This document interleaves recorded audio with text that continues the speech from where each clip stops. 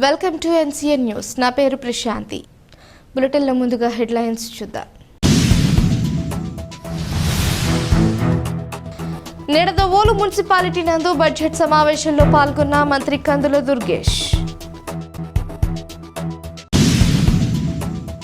తూర్పుగోదావరి జిల్లా నిడదవోలు పట్టణంలోని నిడదవోలు పురపాలక సంఘ కార్యాలయంలో పురపాలక సంఘ చైర్మన్ భూపతి ఆదినారాయణ అధ్యక్షతన ఈరోజు బడ్జెట్ సమావేశాన్ని నిర్వహించారు.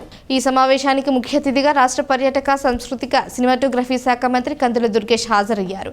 2024-25 సంవత్సరానికి సవరించిన బడ్జెట్ అంచనాలు, 2025-26 సంవత్సర బడ్జెట్ అంచనాలను సమావేశంలో ప్రవేశపెట్టారు. ఈ సందర్భంగా మంత్రి కందుల దుర్గేష్ మాట్లాడుతూ నిడదవోలు అభివృద్ధికి కౌన్సిలర్లందరూ తమ పూర్తి సహాయ సహకారాలు అందించాలని కోరారు. ఈ సమావేశంలో మున్సిపల్ చైర్మన్ భూపతి ఆదినారాయణతో పాటు కమిషనర్ టిఎల్ కృష్ణవేణి, మున్సిపల్ సిబ్బంది తదితరులు పాల్గొన్నారు.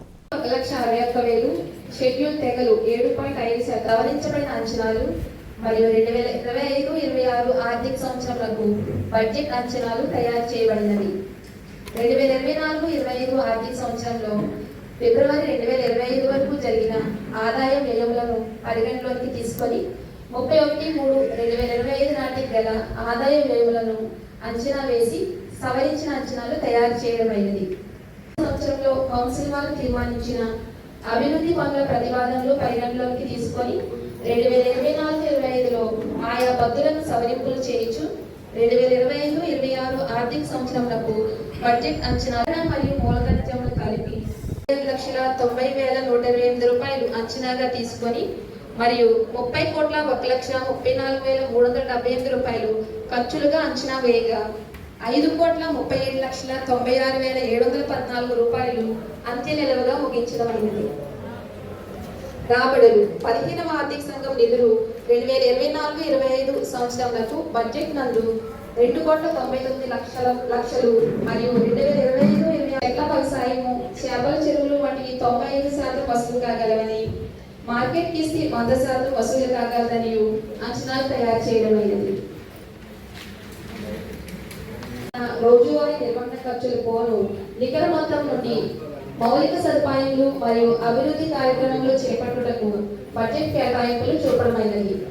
2024-25 ఆర్థిక సంవత్సరంలో గౌరవ కౌన్సిల్ వారు తీర్మానించిన ప్రతిపాదనలు పరిగణనలోకి తీసుకొని రోడ్లు, మురుగునీరు కాలువలు మరియు ఇతర అభివృద్ధి పనుల నిర్మాణం కొరకు 2025-26 బడ్జెట్లో కేటాయింపులు చూపడమైనది.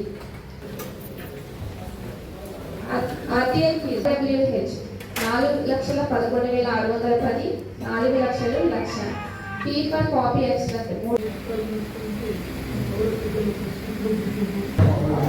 ఆ సర్వే పేరు కూడా కౌన్సిలర్స్ కి అధికారులు చెప్పలేదు. అసలు ఆ సర్వే ఏంటి, ఫ్యామిలీ మ్యాపింగ్ ఉన్న వాళ్ళ నేమ్స్ మిస్ అయ్యాయి. మరి మున్సిపాలిటీ అధికారులు వచ్చి సర్వే చేస్తున్నారా, లేకపోతే పైనుంచి ఎవరైనా వచ్చి చేస్తున్నారా? పబ్లిక్ కొడుకు పేరు ఉంటే కోడల పేరు లేదు, కోడల పేరు ఉంటే తల్లి పేరు లేదు. ఇది మా వార్డులో నాకు స్వయంగా వచ్చింది. నిన్న నేను ఫోన్ చేసి అడిగితే కూడా మన సచివాలయం సిబ్బంది సమాధానం సరిగ్గా అయితే లేదు. ఎందుకంటే ఇక్కడ కౌన్సిల్ సభ్యులు అందరూ ఉన్నారు కాబట్టి అందరికీ తెలియాల్సిన సమస్య ఇది. అసలు ఆ సర్వే పేరు మాకు తెలియదు, నేను కూడా పేరు చెప్పలేకపోతున్నాను. ఏదో సర్వే ఏంటా సర్వే అది కొంచెం అధికారులు ఇప్పుడు అందరూ ఖాళీగా ఉన్నాం కాబట్టి కౌన్సిల్స్ అందరికీ తెలియజేసి అసలు సచివాలయ సిబ్బంది వార్డులో కౌన్సిల్స్ కూడా ఇన్ఫర్మేషన్ లేకుండా ఎలా వార్డులో తిరుగుతున్నారు కనీసం చెప్పాలి కదా. నేను అడిగితే అందరి సమాధానం మా పైన ఇంకా వేరే వాళ్ళు ఉన్నారు. నేను కమిషనర్ గారికి చెప్తాను, 60 కమిషనర్ గారు కాన్ఫరెన్స్ లో ఉన్నారంటే ఫోన్ కూడా లిఫ్ట్ చేయలేదు. అంటే ఇలాంటి విషయాలు ఏమవుతుందంటే పబ్లిక్ కి మనం సర్వీస్ ఇచ్చినప్పుడు వాళ్ళే తగ్గినాం. అసలు సర్వే పేరెంట్ కూడా మాకు తెలియదు కాబట్టి తెలియజేయవలసింది కమ్యూనికేషన్ గ్యాప్ జరుగుతుంది. అది ఒకటి. నెక్స్ట్ ఈ మధ్య కాలంలో 2 రోజుల కిందట మా వార్డులో అయ్యప్ప స్వామి టెంపుల్ దగ్గర పెద్ద డ్రైనేజ్ పొంగి పొరిగిపోతుంది. ఎందుకు పోతుంది? వార్డులో సభ్యులు వచ్చి ఆ డ్రైనేజ్ ద్వారా నీళ్ళు మా ఇంట్లోకి వచ్చేస్తున్నాయి, పాములు వస్తాయని చెప్తే నేను ఫోన్ చేస్తే ప్రసాద్ గారు ఆయన సార్ నాకు తెలిసినంత వరకు ప్రసాద్ గారు మనకు శానిటరీ సెక్రటరీ అని చెప్తే చేస్తే నేను లేను సార్ దానిలోకి తీసి వేరే వాళ్ళకి ఇచ్చారు. అది ఎవరో కూడా మా కౌన్సిలర్కి తెలియదు. మరి మీరు అటువంటి ఇన్ఫర్మేషన్ కూడా కౌన్సిలర్స్కి ఇవ్వకుండా మరి మీరు ఇలాంటి చేస్తే మేము వార్డులో ఏ విధంగా పనిచేయాలి, మేము వార్డులో ఏ విధంగా తిరగాలి, మేము వార్డులో సమాధానం ప్రజలకు ఏ విధంగా సమాధానం చెప్పాలి? ఎందుకంటే ప్రతి ప్రజలు మమ్మల్ని ఎన్నుకొని కౌన్సిలింగ్ చేసినప్పుడు ప్రతి సమస్యను కూడా మాకు చెప్పకుండా అధికారులు మేము అడిగితే తప్ప మేము చెప్తున్నాం మేము చేస్తున్నాం మీకు కూడా చెప్తే మా పని ఈజీ అవుతుందని చెప్తున్నారు కానీ అసలు ముందుగా మాకు ఎందుకు ఇన్ఫర్మేషన్ చేయట్లేదు. పబ్లిక్ ఎవ్వరు బయటికి వెళ్ళినా వాటర్ బాటిల్ కూడా పెట్టుకోండి, క్యాప్ పెట్టుకోండి, అదర్వైజ్ ఒక అంబ్రెల్లాని కూడా మెయింటైన్ చేయండి. ఇది మాత్రం కొంచెం మనకి తెలిసిన ప్రతి ఒక్కరికి మనం చెబుదామండి. అది వాళ్ళ క్షేమం కోసం మనం చెప్పామాట. థ్యాంక్ యూ అండి.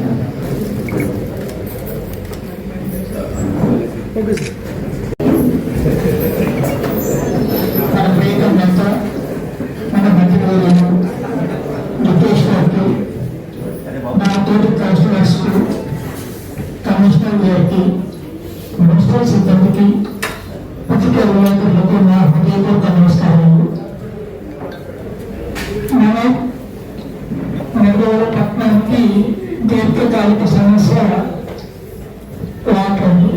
అది 81-85 టైంలో మన చిన్న వెంకట టైంలో ఆర్సీసీ పైపులతో మనం వాటర్ పైపులు వేయటం జరిగింది.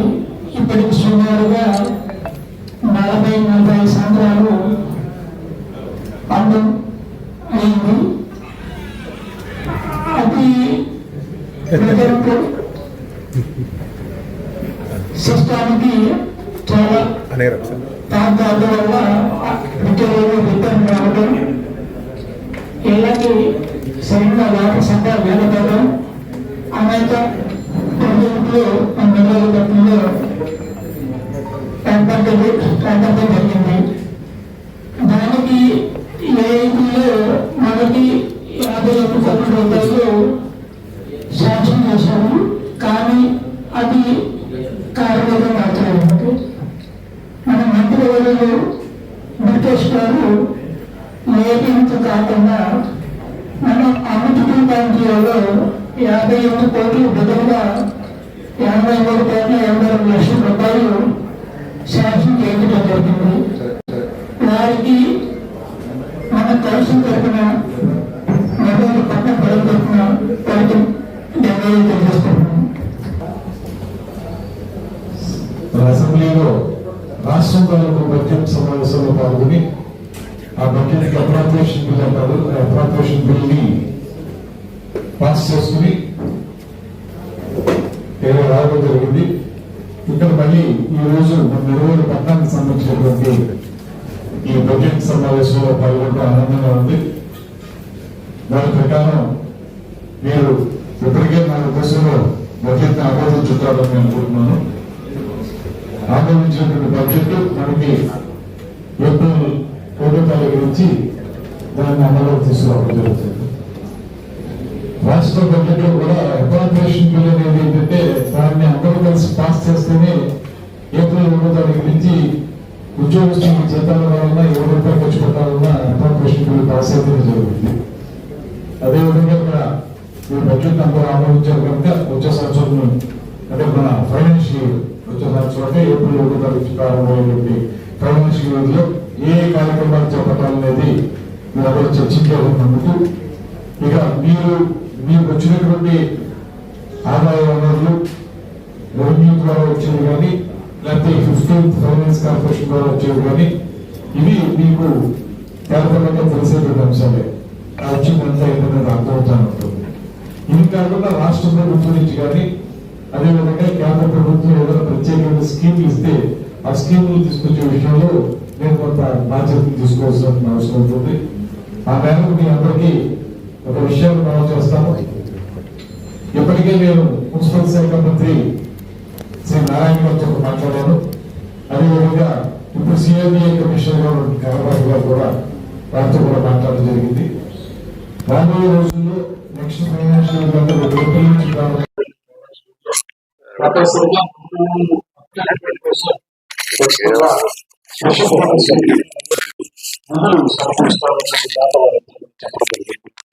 దాన్ని కూడా తప్పకుండా సాగుతాం. అదేవిధంగా పర్యాటక కూడా కొన్ని ప్రత్యేకమైన నిర్ణయం తీసుకురావడానికి దానికి సంబంధించి ప్రభుత్వం మీకు చెప్పారు. ఒక 98 కోట్ల నిధులతోటి అఖండ గోదావరి ప్రాజెక్ట్ ఇంప్లిమెంట్ చేస్తున్నాం.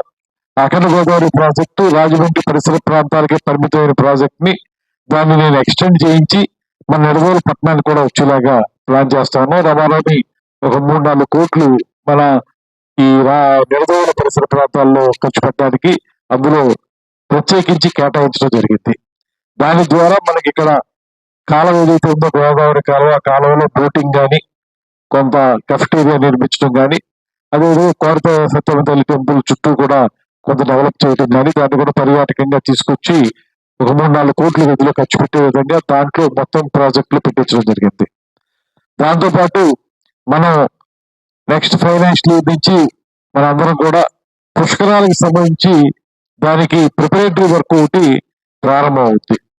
ఆ ప్రిపరేటరీ వర్క్ లో కూడా ఖచ్చితంగా మనం ఇన్వాల్వ్ అయ్యి కేవలం రాజమండ్రి లేకపోతే అటుపక్క కొవ్వూరు ఊరికి పరిమితం కాకుండా నిడదవోలుకి ఎక్స్టెండ్ అయ్యి ఇక్కడ ఉన్న ఘాట్లు కానీ ఇక్కడ ఉన్న పుణ్యక్షేత్రాలను అభివృద్ధి చేయటం ఇటువంటి కార్యక్రమాలతో పాటు రోడ్లకి సంబంధించి ఇతరత్ర కార్యక్రమాలకు సంబంధించి మన నియోజకవర్గాన్ని కూడా ప్రధానంగా తీసుకోవాల్సిన అంశాన్ని కూడా వాళ్ళందరికీ ఇప్పటికే చెప్పాను.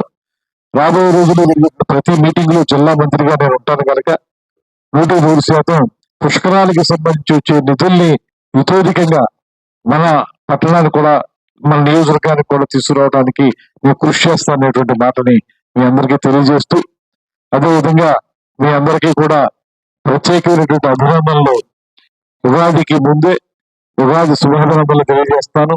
ఒక పక్కన మనకి రంజాన్ మాసం నడుస్తుంది. ఈ రంజాన్ మాసం కూడా బహుశా 30వ తారీఖుకి అంటే అటు ఇక్కడ దుబాయ్ లో ఎక్కడో కనపడిన తర్వాత రోజు ఇక్కడ ఉంటుంది నెలవంక. ఇంచుమించు ఇది కూడా రంజాన్ పవిత్ర మాసం నడుస్తుంది. అదేవిధంగా ఒక పక్కన లెంట్ డేస్ కూడా నడుస్తున్నాయి. ఎవరైతే మన క్రిస్టియన్ సోదరులు ఉన్నారో వాళ్ళు కూడా లెంట్ నడుపుతున్నారు. వాళ్ళు కూడా 40 రోజుల పాటు చేస్తారు లెంట్. అది కూడా ఇవన్నీ కూడా పవిత్రమైన రోజులు. ఇప్పుడు హిందువులకి ఉగాది వస్తుంది, శ్రీరామనవమి వస్తుంది, ముస్లింస్ కి ఈ రంజాన్ ఉంది, అదే విధంగా క్రిస్టియన్స్ కి లెంట్ ఉంది. ఇవన్నీ కూడా పవిత్రమైన రోజులు. ఈ సందర్భంలో పాస్ అయినటువంటి మీ బడ్జెట్ రాబోయే సంవత్సరానికి ఒక మంచి పునాది వేయాలని, మీకు కూడా మీ పదవీ కాలం కూడా 1 సంవత్సర కాలం ఉందని అనుకుంటున్నాను. మొత్తం మీద 1 సంవత్సర కాలంలో మీరు కూడా నిడదవోలు పట్టణానికి పూర్తి స్థాయిలో అభివృద్ధి క్రమంలో మీరు నిడదవోలుని తీసుకెళ్లి మళ్ళీ మీరే సభ్యులుగా ఎంపికయ్యే విధంగా మీరు కృషి చేస్తే దాన్ని తప్పనిసరిగా పట్టణం అభివృద్ధి చెందుతుంది అనేటువంటి మాటని ఈ సందర్భంగా తెలియజేస్తూ, అదేవిధంగా ఒక మంత్రిగా ఒక శాసనసభ్యునిగా నా నుంచి ఏ రకమైనటువంటి సహకారం కావలసిన ఎప్పుడు ఎవరు వచ్చినా కూడా వారికి సంపూర్ణంగా అందజేస్తాననేటువంటి మాటని తెలియజేస్తూ, మీ అందరికీ కూడా మరొకమారు ప్రత్యేకమైనటువంటి అభినందనలు తెలియజేస్తూ, ఈ బడ్జెట్ సమావేశం చాలా కీలకమైన సమావేశం. ఈ సమావేశాల్లో పాల్గొని ఆమోదించి మళ్ళీ కొత్త సంవత్సరానికి నూతనోత్సాహంతో ముందుకు వెళుతున్నటువంటి సభ్యులందరికీ కూడా మరొక మారు ప్రత్యేకమైనటువంటి అభినందనలు, ధన్యవాదాలు తెలియజేస్తూ సెలవు తీసుకుంటున్నాను. నమస్కారం.